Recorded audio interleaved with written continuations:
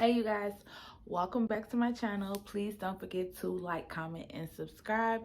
And yeah, we're gonna get right into the story time because I've been gone for a long time and it's time for me to get back on track.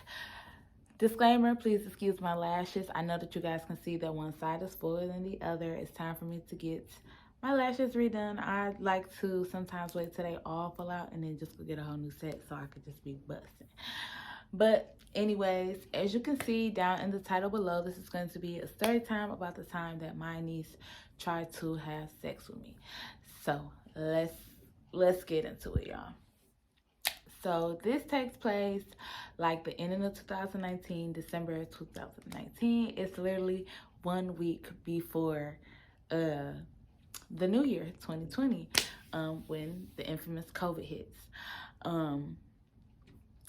Me and my niece, we were like, I thought we were cool. I thought we were tight. I never knew or I never imagined like she was talking about me behind my back. You know, just doing various little things that I never did to her. You know, that I would never do to her.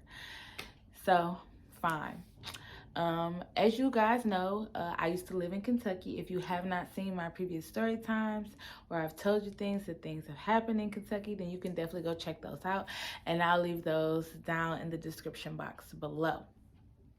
So I was living in Kentucky, and long story short, I ended up moving because somebody was trying to get me and I just wasn't having it. Like, you can't have me.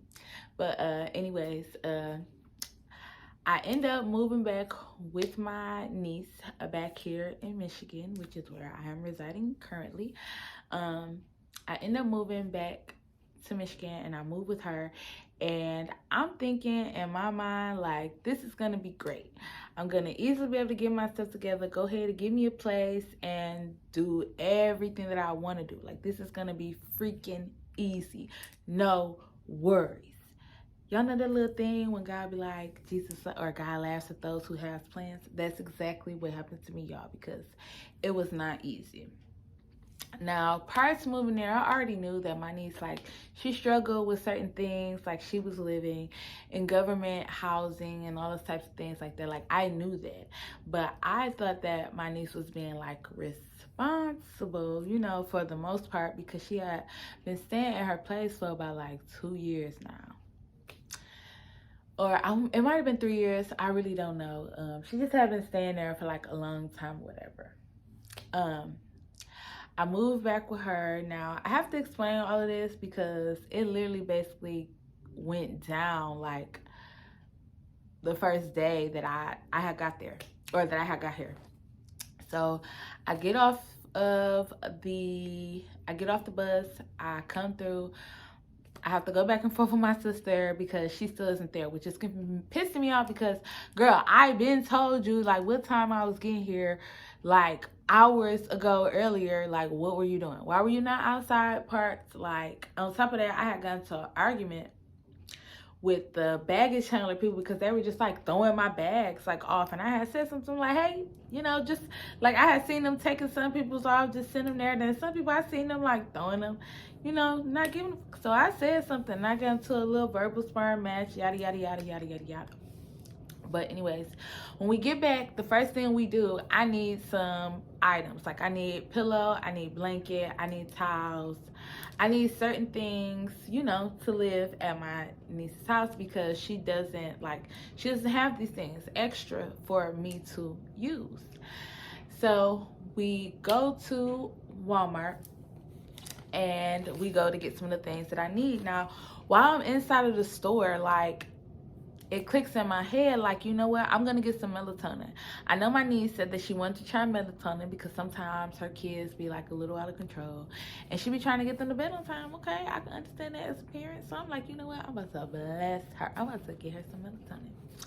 I go ahead, I buy the melatonin. When we get in the car, I let my niece know that I purchased the melatonin, you know, and when we get to the house, you know, you can take it and decide whatever you're gonna want to do with it. And while we sit in the car, like, I eat one just to like taste it, see what it tastes like, and see, you know, eventually if it's going to make me sleepy because I smoke weed. And I was like, maybe this can be an alternative because I just be feeling like sometimes, like, I just get the best sleep off of weed. Like, I don't know about y'all, but I know about me. So like we did that. I got in the car, I told her about it. She says, well, I'm gonna wait, I'm gonna like maybe test it one day because, you know, I don't want my kids to have like a bad reaction to it. Now it automatically darts back to me in my mind, and anybody that I done told in this story, like, but melatonin is naturally in the body, so no, let her have it. I say okay. After we leave Walmart, we go to this market that's like down the street, like not that far, maybe like 5-6 miles, maybe 7 miles from the Walmart or something like that. We go to this market, they go inside. I decide to stay in the car this time because I'm tired of walking around, because every time I go shopping with my sister, I know that it is like a 3-hour thing. Even if she just wants to go get a couple of things, it's gonna take at least an hour. So anyways, I let them go in the store. They come back out. By this time now, while they were in the store, my sister purchased my niece and my nephew, my younger niece and nephew, she purchased them some candy. It was like, I remember, y'all, like I remember this, because this pissed me the off. So she bought them some apple candy and some cherry or strawberry candy. I just know that the other one was red, which it could have only been one of those flavors. While we're in the back seat, because my sister and my niece is in the front seat, like my sister's in the passenger, my niece is driving, and I'm in the back seat behind my sister, and then my niece and my nephew and my niece are sitting in the back with me. My nephew keeps on asking, like, can somebody open his candy? Can somebody open his candy? I finally get tired of him being ignored, and I'm like, yeah, I'll open your candy. I was kind of trying to wait to see, like, if she was okay with him having the candy, and she would open it, but she wasn't saying nothing at all. She just kept on carrying on with her conversation. So, fine. That's cool. I opened the candy for him, and I give it to him. We drop my sister off. We go home. The next morning, the fan, y'all, like it hits the fan. Every morning, my niece and my nephew, they wake up, they come down, they get their cereal, they argue or whatever, then they sit down, they eat, they argue some more, so on and so forth. My niece comes down, she leaves out, and everything, like you know, you can pretty much feel people's vibes, like everything is cool, but then when she comes back, it's like her vibe is like a little off, like she acting a little strange, like, and I could just tell by how she kind of like how she's walking around and like the expression on her face. And she says to me, she's like, Kari, we need to talk. And I'm like, okay, like, yeah, like, what's up, like, what's going on, what's wrong? So she talks to me and she tells me, she's like, such and such told me that you gave him some of that candy. And I was like, yeah, I did give him some candy. I'm like, the candy that y'all bought him in the store last night. That's literally what I say. That's literally what my mind go to. Like, this is literally what it goes to, because they bought candy last night. And she says, no, I'm not talking about that candy. She's like, I'm talking about that melatonin candy. And I'm like, what, girl? No. And I literally explained to her, I'm like, no. I'm like, I was like, you said that you didn't want me to get them now. I said, so why would I turn around and do it, you know, behind your back unknowingly to you, just in case if they really did have an allergy, or, you know, my nephew has behavioral issues, so, you know, just in case it really, like, she might have had him on some type of other medication or whatever the case may have you, I just wouldn't want nothing to happen to him. So of course I was respecting that she had told me that. So we she's saying things to me, and I'm really not saying anything, because I did a lot of self-healing in Kentucky, and I told myself, like, if somebody comes to me and they ask me a question and they already have it in their mind that I'm wrong, like, it's no need for me to even say nothing, because no matter what I say, you have it made up in your head. So I'm not going to even be raising my blood pressure, doing all that, trying to argue and go back and forth with nobody. So, bet. It just pops in my mind, like, you know what? Let's count these. Let's count these gummies. Like, let's see if it's a amount that's on here, and I can count these, because I ain't did nothing like that. Like, I want to prove my innocence to my niece. I wouldn't want her to think that I would do nothing like that. And if I didn't give a fuck, I just would be like, oh, okay, you know, whatever. Now, I will say, before we got into this, like, as she was going, before it popped into my mind to say, like, let's count them, I did say, like, do you want me to leave? Like, is that what you're getting at? Like, you just want me to leave? And she says no to me. And that's when it popped into my head to kind of, because I'm like, I'm not about to be living here and being uncomfortable. And I damn sure won't want you living in your own house being uncomfortable. So something gonna have to shift. And that's when it popped in my mind, like, count them. So I sit there, I look at the bottle. I think it says like 34, 32 or something like that. It might have said 12. I don't know. I can't remember the size they were, but if I'm not mistaken, they were like about this big or something like that. So I believe it was 30 something, because I counted a lot of them. And it did have the amounts on the bottle of how much it was supposed to be in there. And then the night before, when I had took one, I was going to take another one. I had took that one out and I put it to the side, like in my bag. So when I dumped them all out and I counted them, I did this in front of her and I let her watch me do it. I dumped them all out. We sat there, we counted them together, and then I went and grabbed the one out of my bag that I had dropped on the side. And I told her, like, you know, if I wanted to be dishonest, I could have just left it at that, because in her mind, I know you would have just assumed, like, oh, okay, like, you know. But no, I wanted to be completely honest with her. That is what I wanted. That was my goal.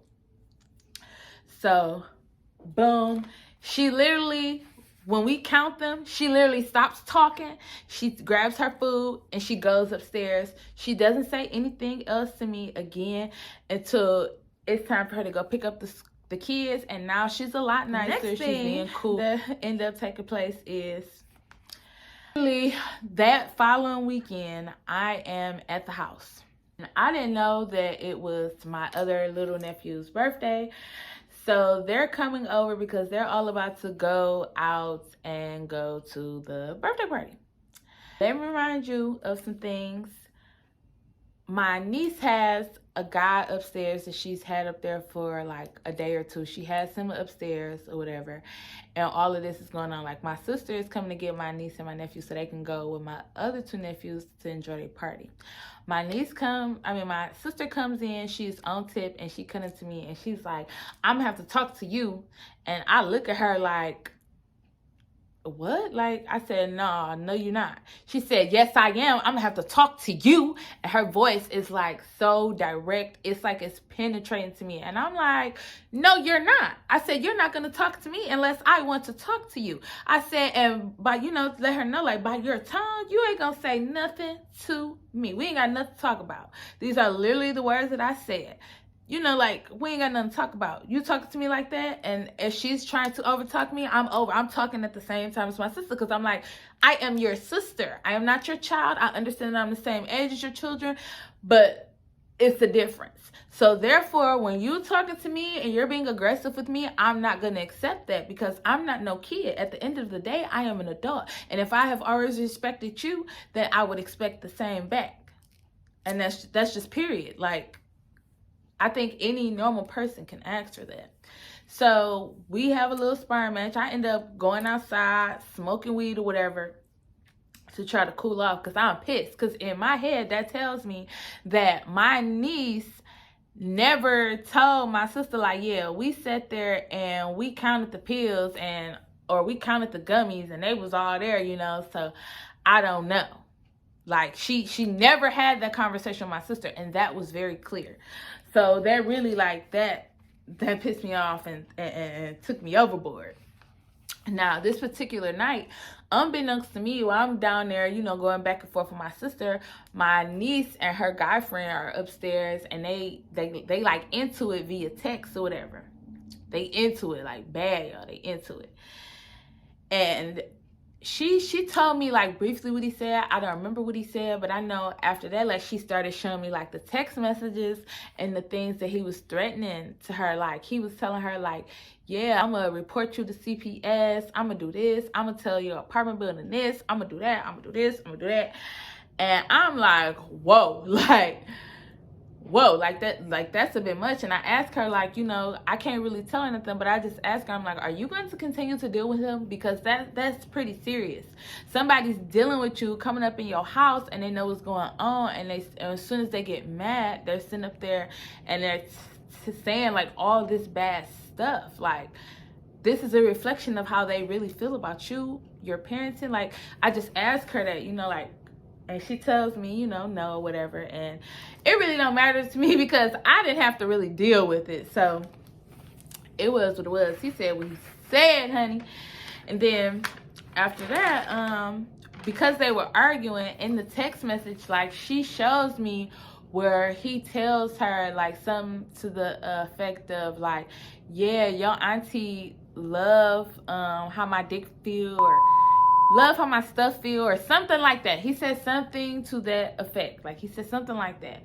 And that caused for her to ask me, like, am I having sex with him? And let me just be clear, if we don't be clear about nothing else, I would never mess with anybody. They can't do nothing for me. And anybody that knows me knows this. And that's period. That's point blank. And I will have to tell y'all the other stuff that took place for y'all to even understand that one. And that's a whole nother story time, child. Because, So when she accused me of that, like, asking me, like, did I sleep with him? Like, I really just look at her, like, and she ended up telling me, like, she had texted this information to me. So the next morning when she had came back and she ended up telling me about it, like, she ended up telling me, like, oh, he told me that he was lying and XYZ. And I just was looking at her like, girl, if you think I would be with somebody that you're with, you have me up. Period. Got my notes here, so the story time won't be too long. The next time, like a little bit, like where she was sending me like long text messages, y'all, and it was irritating me, and I was ignoring them because, girl, I'm not your man. Like, what is wrong with you? Why do you think I'm about to read through these long text messages? I don't, and I'm about to go and have me a good time. So we had plans to go out. Her little boo that she got into it with, that was telling her that he was gonna call CPS on her and tell her apartment about how she living. You know, they back talking, they cool and all this types of stuff. So he's coming over now and she wants to stay home. And I already know, like, I am not about to stay here and he's coming over because I don't want to hear y'all having sex. That is disgusting. It is disgusting to hear somebody have sex with somebody that is broke, okay? It is disgusting. I don't know if y'all think that, but I think that it's disgusting, sis. It's disgusting. To know what I know about a situation like that is disgusting. But anyways, she got mad because it's this guy that I introduced her to prior to me leaving. I told her, like, hey, he's a good guy to go out and have a good time with. When it comes to partying, he works in bars and stuff like that. Like, he can get you drinks. He could get you, you know, whatever you need when you go out. It's like, yes, like, we need them type of friends. He was my friend first, so why would you think that when I come back in town, I'm not going to hit my friend up so I could go out and sweet and I can have some alcohol for free? Like, why would you think that I would not do that, sis? Like, just why would you think that I would not do that? So she sent me these long text messages telling me that she had sex with him and all this type of stuff. And I'm just looking at it like dying laughing, y'all, like, girl, you are dumb. Nobody has sex with the group trick. Because that's what he was. He was the group trick. If you nice to him, like, he loved doing stuff for girls, especially if it involved like partying. Sometimes you can ask him for little various, you know, money to do other little things. But like, he's one of those type of guys. Like, but she gets to trying to explain all this to me, like telling me how they had threesomes together. And I'm really looking at her like, girl, I don't give a because I ain't never had, I don't plan on him. And, you know, like, it's just like, that's none of my business. Like, this is my friend. And she was mad because he paid the money, like, for a lift for me to come from 23 Mile Road all the way down to Davidson and Conant. Like, she was mad about that. So then I didn't come back for a couple of days either. Like, I was out having fun on the road. Like, I was having so much fun. So I didn't care. I didn't care because I already knew, like, girl, bye. Ain't nobody yo cheap trick ass. Ain't nobody you, sis. But anyways, after that, we in the house one day. This is like literally like a few days before I leave, y'all. Like, or maybe like a week or two before I leave. Like, cause I got there the ending of December, and these took place. Like, I wasn't always home, which was another reason why I just used to be like, girl, y'all saying that I do stuff and I don't even really be here. Like, I be at work or I be going with a guy. Like, I was just always doing something, somewhere, some way, somehow. Like, I am that type of person.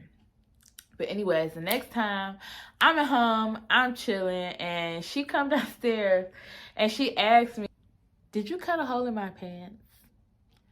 And I'm like, cut a hole in your pants? I'm like, I just look like, and I laugh, like, I don't even respond. I don't answer. Like, I just let her have that one. Because I'm thinking to myself, like, baby, you do realize that you are still wearing my old clothes from 2 years ago that I left here.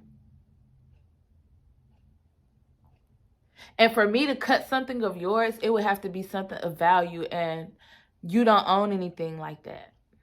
And all the stuff that I left was of like stuff that I really kind of didn't care about. That I was happy to give away because I just didn't want to carry the extra bull crap. So, yeah, me cutting holes in your clothes. Right.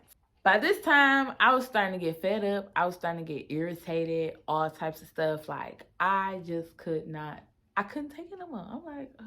Like, every day is something with this that I literally, like, I got online. I had some money. I got online and I literally booked me a flight to Arizona. I'm like, I can't stay here no more. Like, this is so irritating. Every day is something, whether I am here or not. It's always some bull crap. Like, why? Like, why? Like, I'm not even really here like that to even be engaged in nothing.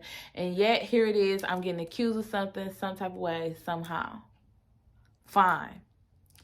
So, she asked me that. And then I really started being gone because I had started working at this bar, which was, like, it was all the way on the west side. And I stayed all the way on the east side. So, like, literally, if I wanted to get to work at 7, I would literally have to leave out at, like, 3-4 o'clock just so I can get there. So just in case, rush hour. Plus sometimes I was catching the bus if I couldn't get a lift or a ride. So boom, she made the accusation, and like I said, y'all, I was just like, I booked my ticket. Like, I'm getting a little money. I ain't gonna be here too much longer. Like, the last thing that happens is end up getting really drunk, y'all. Like, really drunk off the Patron.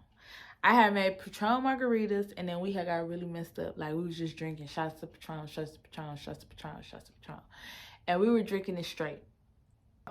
This is literally like when they was giving, in the beginning of COVID, when they was giving us curfews, like we couldn't be out past a certain time. Like, this was during that time.